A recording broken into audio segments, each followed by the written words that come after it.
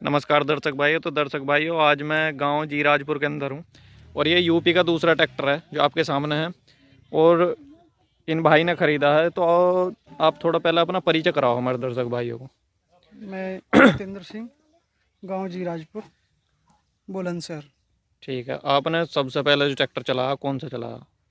सबसे पहले गुडर्थ का आइसर। उसके बाद में? उसके बाद में हमने चलाया जॉन डियर का 5310। फिर उसके बाद में कुबोटा पे उसके शिफ्ट हुए? बाद में कोटा 4501। और अभी मैं कल लेके आया हूँ को MU 5502। अच्छा, जैसे 50 HP का ट्रैक्टर है जी और आप 55 HP का ट्रैक्टर जॉन डियर का चला रहे 5310 पहले, जी। उसमें और इसमें क्या फ़र्क दिखाई दिया? इसमें और उसमें केवल डीजल का फ़र्क दिखाई दिया हमें, चाल का भी फ़र्क दिखाई दिया। 40 की ज़्यादा है? और हाँ, PTO की ताकत भी थोड़ी ज़्यादा दिखाई दी। जैसा हमारा ये खेत है, बिल्कुल कटीला खेत है, उसके हिसाब से। क्योंकि मैंने उसमें भी चला के देखा था पिछले साल, तो उसमें ट्रैक्टर हमारा दबता था। 8 फुटा रोटावेटर यही था मेरे पास। और आज हम देख रहे थे इसकी परफॉर्मेंस उससे ज़्यादा बेहतर दिखाई दी। ठीक है, जैसे ट्रॉली पे थोड़ा सा अंदाज़ा लें मैं, तो ट्रॉली पे टायर यूज ज़्यादा स्लिप करेगा या जॉन डियर करेगा? टायर तो सेम ही है दोनों के। मतलब ये बराबर ही हमारा परफॉर्मेंस है दोनों की। बिल्कुल टायर तो सेम ही है जी। और बाकी आप जैसे 5502 ट्रैक्टर लाए हो, अभी तो यूपी में दूसरा ट्रैक्टर है, आपने ना कहीं देखा ना कुछ, तो आप इस पर शिफ्ट कैसे होगे? मैंने यूट्यूब चैनलों पे देखा था। ट्रैक्टर लेने का विचार तो केवल कुबोटा का ही था, लेकिन मैं नई सीरीज़ का ट्रैक्टर देखना चाहता था। इसमें मीडियम भी है ना, उस हिसाब से 3 स्पीड ट्रैक्टर? 3 स्पीड। तो जैसे 4500 एक ट्रैक्टर है 45 HP का, आप पहले से चला रहे हो, तो जी कंपनी को उसमें 3 स्पीड गेयरबॉक्स देना चाहिए या ना देना चाहिए, या ऐसी ठीक है? नहीं, उसकी पावर के हिसाब से 3 स्पीड लायक नहीं था वो ट्रैक्टर। क्योंकि ये जो है ट्रैक्टर दिया है उन्होंने, उसके हिसाब से दिया है। आप इस पे कई सारे इम्प्लीमेंट चला सकते हैं, बड़ा भी और छोटा भी।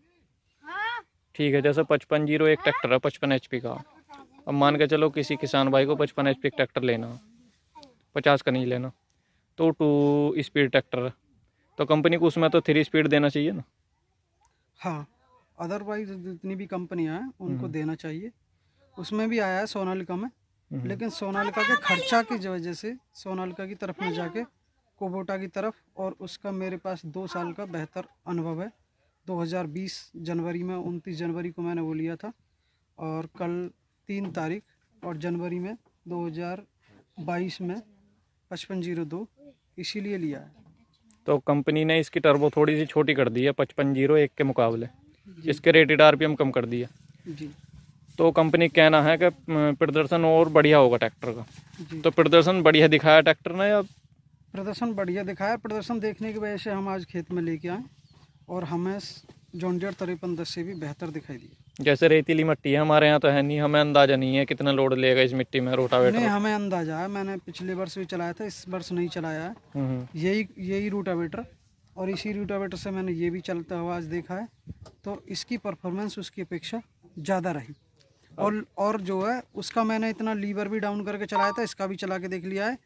उसकी अपेक्षा ज़्यादा बेहतर खींच रहा था और कटाई भी जल्दी हो रही थी। अब हमने इसका माइलेज टेस्ट करा, इसका माइलेज आया फिलहाल, नया ट्रैक्टर है 6 लीटर का, तो अगर यहीं इसी तरह से जॉन डियर चलता 5310 तो लगभग कितने लीटर तेल लेता?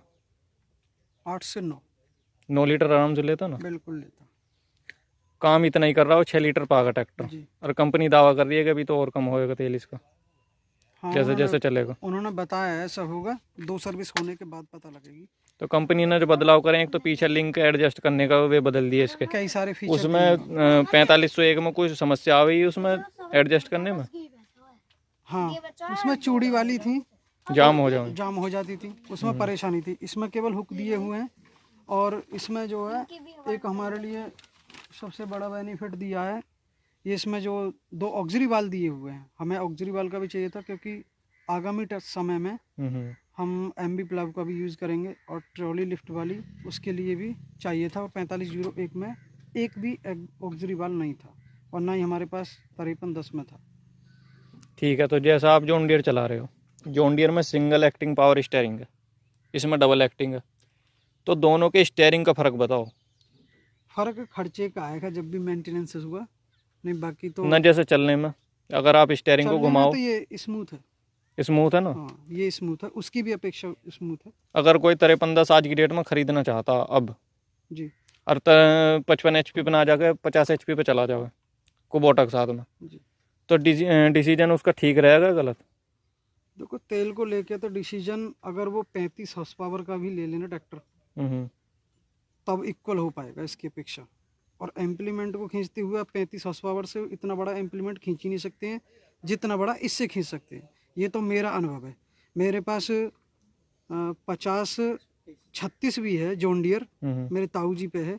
हमने इतने सारे ट्रैक्टर चला के देखे हैं, लेकिन हमको पसंद और कंफर्टेबल इतना ज़्यादा बेहतर है इस ट्रैक्टर का, बहुत ज़्यादा।